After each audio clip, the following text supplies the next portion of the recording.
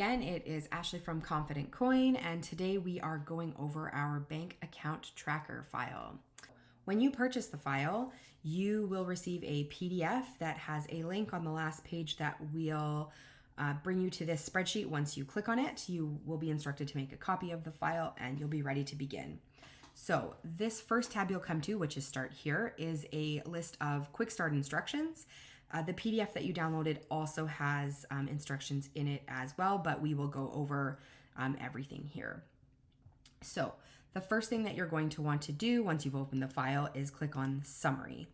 Now, under Summary, there is a list of tabs that you'll see, a column for institution name, account number, start balance, and current balance. So the first thing that you're going to want to do is list out your institution names. Now, as this is a Google Sheets file, if you don't feel safe keeping very detailed information online, you can literally enter any kind of nickname or reference that's going to help you remember what the account is.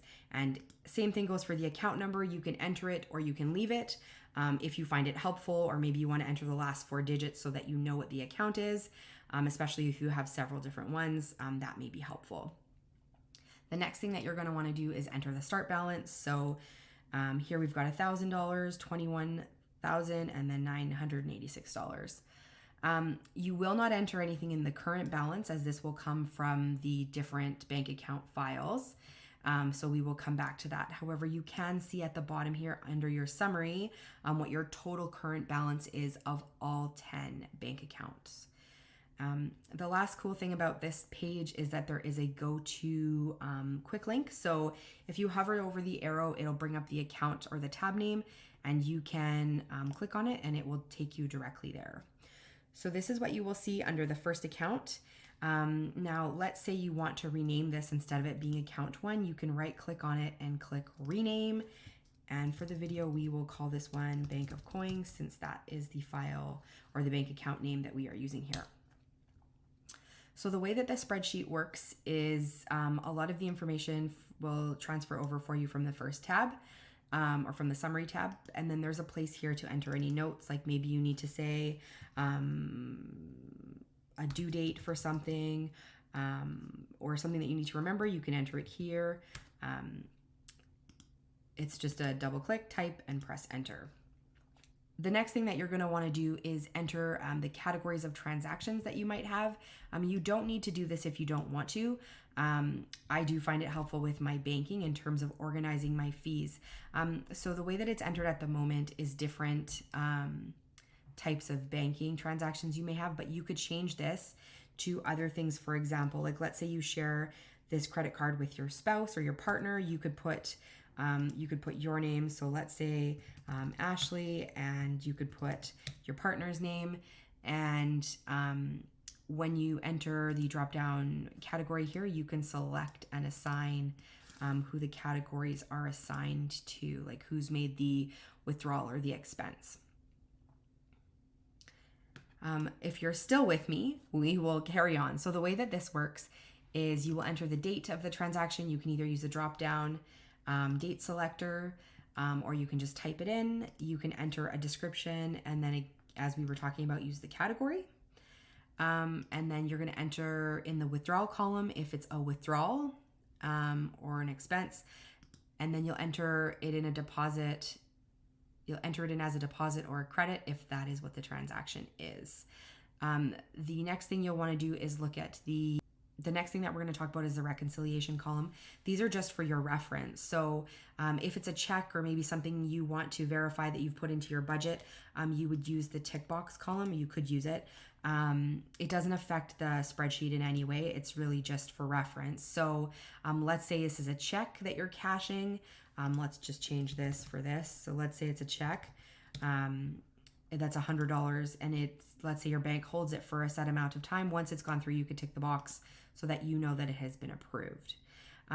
The other thing I wanted to talk about last is the balance. So the way the spreadsheet works, it automatically calculates the balance for you. So let's just enter in a transaction.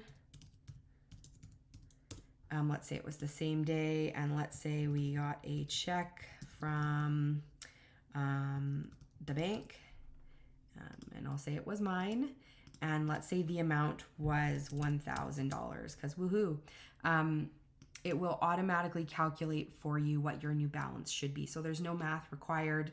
And even if you don't enter anything else in these three first columns, it will still calculate for you what your balance should be.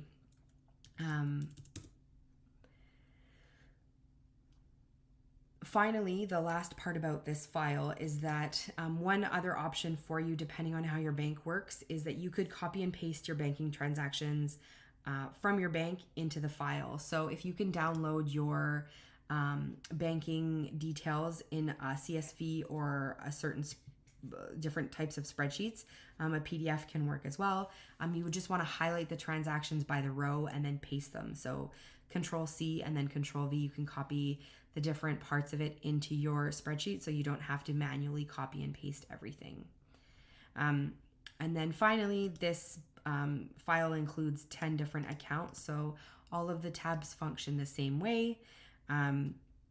It's very easy to customize, and then as we were talking about before, your current balance will be updated on the summary tab. So if you ever want to know exactly what's going on in your bank accounts at any time, it is all ready for you here on the current balance page.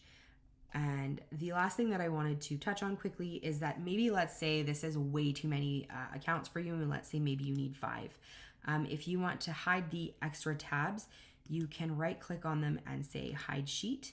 It will hide it. I will show you where you can find it. So you could basically repeat that for all of the accounts that you don't want to see.